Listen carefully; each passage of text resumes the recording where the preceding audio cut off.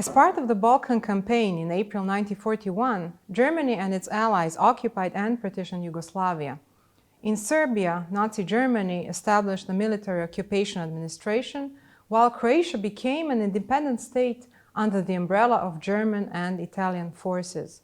Other areas of Yugoslavia were annexed by neighboring Axis countries, Hungary, Italy, and Bulgaria. Different occupation zones shaped the manner, circumstances, and chronology of the final solution in Yugoslavia.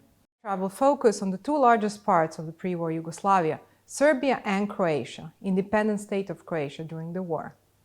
There were about 16,000 Jews in Serbia living under German occupation. Jewish men were murdered in mass shootings in the proximity of Belgrade or in the fall of 1941.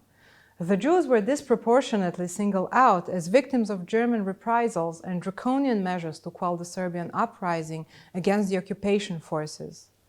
The next stage of the final solution took place in the winter of 1941-1942, when women and children were taken to the Sajmište concentration camp established on the outskirts of Belgrade. By May 1942, they were either killed on site or in a moving van, in which victims were suffocated to death with carbon monoxide. The Nazis murdered approximately 14,500 Jews, or 90% of the community. Serbia was officially announced Judenrein in August 1942. To put these events into a wider perspective, the first systematic shooting of Serbian Jews in the fall of 1941 took place a few days before the deportation of Jews from Germany began, while the gassing of Serbian Jews in the spring of 1942 was completed even before the gas chambers in Sobibor and Treblinka started operating.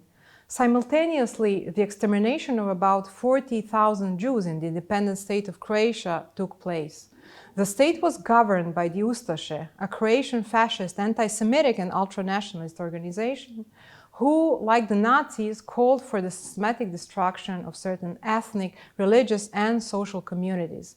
In Croatia, though, the focus was on their internal enemies, Serbs, Jews, Roma, and political opponents.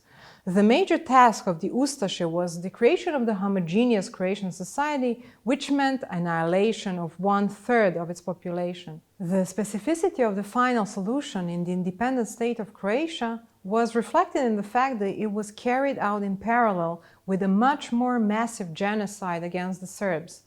In addition, it was the only country that developed its own system of concentration and extermination camps.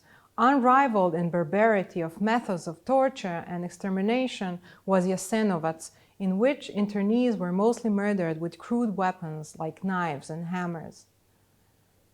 The final solution was almost entirely implemented by August 1942, mainly within the territory of Croatia, except for some 6,000 Jews who were deported to Nazi extermination camps. The last transport left in May 1943. The Ustaša state paid the Nazis for each deportee in return for seizing their property. About 9,000 Jews survived the war, mostly by finding refuge in Dalmatia that was under Italian control until September 1943. To conclude, what is distinctive about the final solution of Serbia and Croatian Jews is that they were mostly murdered in their own country and at a very early stage of the war. However, while in Serbia the murder was perpetrated by the German military authorities, in Croatia it was committed without much German interference.